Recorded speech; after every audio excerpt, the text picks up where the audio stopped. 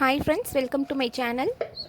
இன்றைக்கி நம்ம சுட சுட கோதுமை போண்டா ரொம்ப டேஸ்ட்டாக டீ கடை வெங்காய போண்டா டேஸ்ட்லேயே எப்படி செய்கிறதுங்கிறத பார்க்கலாம் ஃப்ரெண்ட்ஸ். இது உள்ளே நல்லா சாஃப்டாகவும் வெளியே நல்லா கிறிஸ்பியாகவும் இருக்கும் ஃப்ரெண்ட்ஸ். வாங்க எப்படி செய்கிறதுன்னு பார்க்கலாம். ஒரு மிக்சிங் பவுல் எடுத்து அதில் 1 கப் அளவு கோதுமை மாவு சேர்த்துக்குவோம். நீங்கள் எந்த கப்பில் கோதுமை மாவு எடுக்கிறீங்களோ அதே கப்பில் 1/4 கப் அளவு கடலை மாவு, 1/4 கப் அளவு அரிசி மாவு, அதுக்கப்புறம் இந்த போண்டாவுக்கு தேவையான அளவு உப்பு சேர்த்துக்குவோம். நான் ஒரு 1/2 ஸ்பூன் சேர்த்துருக்கேன். அதுக்கப்புறம் 1/2 ஸ்பூன் அளவு சோம்பு தூள் சேர்த்துருக்கேன். சோம்பு தூள் ஆப்ஷனல் தான் ஃப்ரெண்ட்ஸ், போட்டால் அந்த ஃப்ளேவர் நல்லாயிருக்கும். 1 ஸ்பூன் அளவு மிளகாய்த்தூள் சேர்த்துக்குவோம். அதுக்கப்புறம் ஒரு 1/2 ஸ்பூன் அளவு பேக்கிங் சோடா இல்லைன்னா ஆப்ப சோடா, ரெண்டில் எது வேணாலும் சேர்த்துக்கலாம் ஃப்ரெண்ட்ஸ். இன்றைக்கி நான் ஆப்ப சோடா தான் சேர்த்துருக்கேன். இது எல்லாத்தையும் சேர்த்து நல்லா மிக்ஸ் பண்ணிக்குவோம்.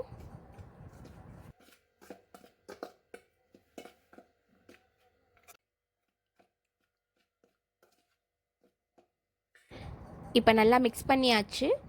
இதில் பொடியாக நறுக்குன ஒரு பச்சை மிளகாய், பொடியாக நறுக்குன ஒரு கொத்து கொத்தமல்லி, பொடியாக நறுக்குன வெங்காயம், ஒரு வெங்காயம், இதையும் சேர்த்து எல்லாத்தையும் நல்லா மிக்ஸ் பண்ணி கொஞ்சம் கொஞ்சமாக தண்ணி தெளித்து போண்டா மாவு பதத்துக்கு பிசைஞ்சு எடுத்துக்குவோம்.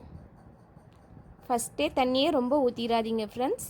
தெளித்து தண்ணி ஊற்றி பிசைஞ்சு பார்த்துக்கங்க. ரொம்ப தண்ணி ஊற்றிட்டோம்னா போண்டா ரொம்ப எண்ணெயை குடிச்சிரும். அதனால் பார்த்து சேர்த்துக்கங்க.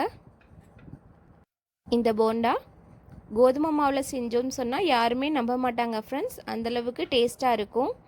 டீ கடையில் கிடைக்கிற வெங்காய போண்டா டேஸ்ட்லேயே இருக்கும் ஃப்ரெண்ட்ஸ்.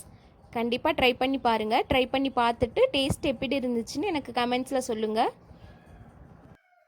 உண்மையிலே இது கோதுமையில் செஞ்சதுன்னு சொன்னால் யாருமே நம்ப மாட்டாங்க. அந்தளவுக்கு டேஸ்ட்டாக இருந்துச்சு ஃப்ரெண்ட்ஸ். நம்பி ட்ரை பண்ணலாம். இது ஒரு 10 நிமிஷத்துலேயே நம்ம செஞ்சு கொடுத்துடலாம் ஃப்ரெண்ட்ஸ். டீ போடுற டைமில் நம்ம ஒரு போண்டா ரெடி பண்ணி கொடுத்துடலாம். அந்தளவுக்கு ரொம்ப ஈஸியாகவும் செஞ்சிடலாம் ஃப்ரெண்ட்ஸ். கண்டிப்பாக ட்ரை பண்ணி பாருங்கள். இப்போ நல்லா மாவு பிசைஞ்சாச்சு பாருங்கள். இந்த மாதிரி கையில் எடுத்து போடுற மாதிரி இருக்கணும். இதுதான் கரெக்டான கன்சிஸ்டன்சி. இந்த மாதிரி உருட்டி ஆயில் ஹீட் ஆனதும் அதில் சேர்த்துக்குவோம். ஆயில் நல்லா ஹீட் ஆனதும் அடுப்பை லோ டு மீடியம் ஃப்ளேமில் வச்சுக்கோங்க. இல்லைன்னா வெளியில் ரொம்ப சீக்கிரம் செவந்துடும், உள்ளே நல்லா வேகாது, மாவு மாவாக இருக்கும். அதனால் மீடியம் ஃப்ளேம்லேயே வச்சு நல்லா திருப்பி விட்டு வேக வச்சு எடுத்துக்கோங்க.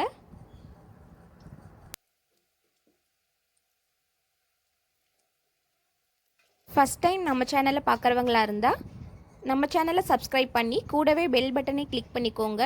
பெல் பட்டனில் ஆளுங்கிற ஆப்ஷனை செலக்ட் பண்ணிக்கோங்க ஃப்ரெண்ட்ஸ். அப்போ தான் நான் வீடியோஸ் போடுறது உங்களுக்கு உடனுக்குடன் நோட்டிஃபிகேஷனில் காமிக்கும்.